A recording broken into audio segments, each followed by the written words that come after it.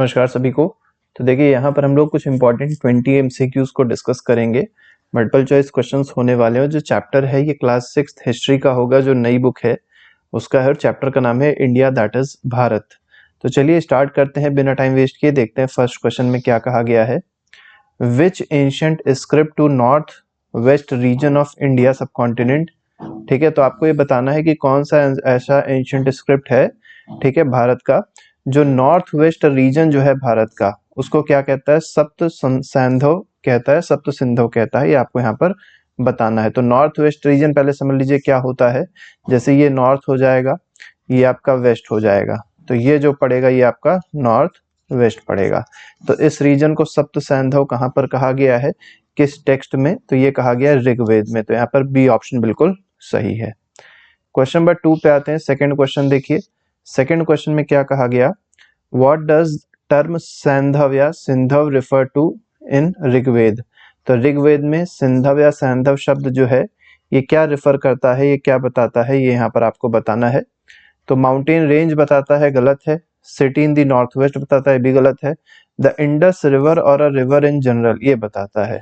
ठीक है, तो सिंधव जो है वो मेनली किससे बन रहा है, सिंधु से बन रहा है। और सिंधु जो है वो रिवर है जिसको क्या कहता है, इंडस कहा जाता है। ठीक है, तो यहाँ पर क्या सही हो जाएगा, सी ऑप्शन सही हो जाएगा। क्वेश्चन नंबर 3 पे आइए। Which of the following name appear in Mahabharata to describe region of ancient India. तो एंशिएंट इंडिया के रीजन को डिस्क्राइब करने के लिए महाभारत में जो शब्द यूज किया गया है, जो नाम यूज किया गया है, वो क्या यूज किया गया है? ये गंधार है, गलत है। आर्यवर्त भी गलत है, द्वारका भी गलत है। इसका सही आंसर है वंग। ठीक है, तो वंग शब्द को यूज किया गया है, ठीक है, महाभारत में। अगले पे आते हैं, अगला क्वेश्चन देखते हैं। क्वेश्चन नंबर 4 है, what does the term Bharatvarsh mean. अब भारतवर्ष का मतलब क्या होता है, ये यहाँ पर आपको बताना है। लैंड ऑफ 7 रिवर्स, गलत है। Island of fruit of jamun tree, गलत है, इसको जम्बू द्वीपे कहते हैं। ठीक है, कंट्री ऑफ भारत, भारत देखिए भरत कबीला था, तो उन्हीं की कंट्री को बताया गया है भारत। ठीक है, तो भरत एक ट्राइब थी, तो उन्हीं की कंट्री को क्या कहा गया है, भारतवर्ष कहा गया, द कंट्री ऑफ भारत या भारताज। जम्बू द्वीप का मतलब आपसे पूछा गया है, what is the meaning of Jambu Dvipa. तो जम्बू मतलब हो जाएगा जामुन, और द्वीप मतलब ऐसा लैंड कह सकते हैं जहां पर, या आइलैंड है जहां पर जामुन ट्री उगता है। तो लैंड ऑफ ग्रेट किंग्स गलत हो जाएगा। Island of fruit of jamun tree, ये बिल्कुल सही है। तो बी ऑप्शन इसमें बिल्कुल सही है। क्वेश्चन नंबर 5th के बाद 6 पे आते हैं। इसमें देखिए क्या कहा गया, which Indian emperor used the term Jambu Dvipa to describe the Indian सब कॉन्टिनेंट। तो इंडियन सब कॉन्टिनेंट को डिस्क्राइब करने के लिए किस रूलर ने जो टर्म है वो जम्बू द्वीप यूज किया है भारत के लिए, ये आपको यहाँ पर बताना है। तो ये यूज किया है अशोक ने। ठीक है, तो बी ऑप्शन इसमें सही है। याद रखिएगा, जो जम्बू द्वीप शब्द है भारत के लिए किसने यूज किया है, अशोक ने यूज किया है। अगले पे आते हैं, 7th क्वेश्चन देखेंगे। अकॉर्डिंग टू एंशिएंट टेक्स्ट, देखिए एंशिएंट टेक्स्ट के हिसाब से, which of the following region was not listed in Mahabharata. तो महाभारत में कौन सा रीजन नहीं बताया गया, उसके बारे में डिस्कशन नहीं हुआ है, ये यहाँ पर आपको बताना है। तो कश्मीर है, कच्छ भी है, केरला भी है, पंजाब नहीं है। तो यहाँ पर डी ऑप्शन सही हो जाएगा। पंजाब का कोई डिस्क्रिप्शन महाभारत में देखने को नहीं मिलता है। क्वेश्चन नंबर आते हैं 8th पे। 8th क्वेश्चन देखिए क्या कह रहा है, which text is considered one of the most ancient text and mention Sapta Saindhava. तो देखिए सबसे इंपॉर्टेंट ये है कि सप्त सैंधव के बारे में डिस्क्रिप्शन देती है, और दूसरी चीज क्या है, बहुत ही ज्यादा, ये है कह सकते हैं सबसे ज्यादा एंशिएंट टेक्स्ट भारत का यही है। तो ये कोई और नहीं, ये ऋग्वेद है। तो यहाँ पर बी ऑप्शन बिल्कुल सही है। अगले पे आएंगे, the Bharatvarsh first ancient appears in which text. तो भारतवर्ष जो शब्द है वो सबसे पहली बार किस एंशिएंट टेक्स्ट में आया है, तो भारतवर्ष आया महाभारत में। ठीक है, आप यहाँ से इसको मैच भी कर सकते हैं, भारत यहाँ पे भी है, भारत यहाँ पे भी है। अगले पे आते हैं, क्वेश्चन नंबर 10th क्वेश्चन क्या कह रहा है, which river was referred as Sindhu in ancient text. अब सिंधु रिवर जो है वो एंशिएंट टेक्स्ट में कौन सी रिवर को कहा गया है, तो गंगा को नहीं कहा गया, यमुना को भी नहीं कहा गया, किसको कहा गया है, इंडस को कहा गया है। ठीक है, तो इंडस ही क्या है, सिंधु है। ठीक है, अगले पे आते हैं, question number 11th। which ancient text describes the Indian subcontinent as lying north of the ocean। देखिए कौन सा ऐसा एंशियंट टेक्स्ट है जो क्या कहता है कि इंडिया जो सब कॉन्टिनेंट है या इंडियन सब कॉन्टिनेंट जो है वो ओशियन के, समुद्र के नॉर्थ में है, और जो स्नोई माउंटेन मतलब हिमालय की बात हो रही है, हिमालय के साउथ में है। तो ये किस टेक्स्ट में ये चीज बताई गई है, ये आपको बताना है। तो ये रामायण में नहीं बताया गया, विष्णु पुराण में बताया गया। तो यहाँ पर बी ऑप्शन बिल्कुल सही हो जाएगा, Vishnu Purana is the correct answer. अगले पे आते हैं, क्वेश्चन नंबर 12 देखेंगे। What name did the Indian सब continent receive according to Vishnu Purana. तो विष्णु पुराण के हिसाब से जो भारत का नाम दिया गया है वो क्या रखा गया है, ठीक है। तो ये जम्बू द्वीप नहीं है, इसको भारतवर्ष जो है वो भी नहीं कहा गया, इसको क्या कहा गया है, भारत कहा गया है। तो विष्णु पुराण से जो नाम मिला भारत को वो क्या है, उसी भारत है, ठीक है। क्वेश्चन नंबर 13 पे आते हैं। 13 क्वेश्चन देखिए क्या कह रहा है।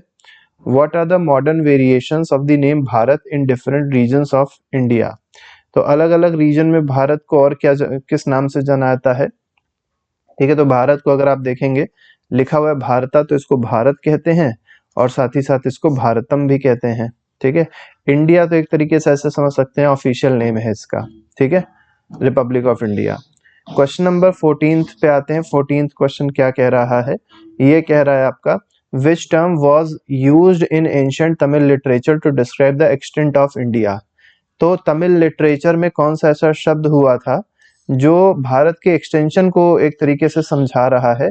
तो एक्सटेंशन मतलब हम लोग कन्याकुमारी तक हैं, तो कन्याकुमारी तक हाँ, भारत अगर देखेंगे भारत की बाउंड्री जो है या कह सकते हैं सदर्न मोस्ट पॉइंट जो है वो कन्याकुमारी माना जाता है मेन लैंड का, ठीक है। तो इसी वजह से यहाँ जो कुमारी शब्द है वो यूज किया गया है एक्सटेंट को बताने के लिए, एक्सटेंशन को भारत के बताने के लिए। क्वेश्चन नंबर 15 पे आते हैं। The phrase India that is Bharat. अब देखिए आपने एक फ्रेज सुना होगा इंडिया दैट इज भारत, बहुत इंपॉर्टेंट फ्रेज है। ये कहाँ पाया जाता है, ये किस डॉक्यूमेंट में मिलेगा, तो ये इंडियन कॉन्स्टिट्यूशन में मिलेगा आपको, ठीक है, आर्टिकल 1 में। अगले पे आते हैं, क्वेश्चन नंबर 16 देखते हैं। What was the name used by Persian to referred India subcontinent derive from Sindhu. अब देखिए सिंधु जो शब्द है ये मेनली अगर आप देखेंगे बहुत पुराना शब्द है, और इसमें मेनली क्या पूछा गया है, जो पर्शियंस थे वो इंडिया सब कॉन्टिनेंट को किस नाम से एक तरीके से उन्होंने डिपिक्ट किया था, किस तरीके से बताया है, तो ये हिंद नाम से बताया है इंडिया को, ठीक है। तो यहाँ पर Hind will be the correct answer, ठीक है। अब वहां पर एक पर्शियन जो होते हैं उनकी एक प्रॉब्लम होती है, साकोहा बोलते हैं, हाकोसा बोलते हैं, उसी वजह से सिंधु जो था वो हिंदू बन गया और हिंद तो जो था वो सिंध बन गया, या सिंध जो था वो क्या बन गया, हिंद बन गया। तो ऐसे आप समझ सकते हैं थोड़ा सा ये चीज। Question number 17, how did ancient Greek adapt the Persian name Hindu for India. अब देखिए जो एंशिएंट ग्रीक हैं, ठीक है, उन्होंने हिंदू शब्द कैसे एक तरीके से एक्सेप्ट किया इंडिया के लिए, ये आपको यहाँ पर बताना है। तो एंशिएंट ग्रीक्स ने हिंदू को क्या बना दिया था, इंडोई बना दिया था, ठीक है। यहीं से देखिए इंडिया बन जाएगा अभी। अगले पे आते हैं, क्वेश्चन नंबर 18 पे। Which Chinese term for India is derived from Sindhu and reflect the respect for India as land of Buddha. अब देखिए यहाँ पर आपको बताना है कौन सा ऐसा चाइनीज टर्म है जो पहली चीज क्या कर रहा है, which is derive from Sindhu, जो सिंधु शब्द से आया है, और दूसरी चीज ये एक और चीज दिखा रहा है कि ये इंडिया को रिस्पेक्ट दे रहा है एज लैंड ऑफ बुद्धा, ठीक है। तो येंडू नहीं है, ये क्या है, टियानजू है, ठीक है। तो यहाँ पर बी ऑप्शन सही है इसका। नेक्स्ट पे आते हैं क्वेश्चन नंबर, ये टियानजू जो है ये चाइनीज शब्द है।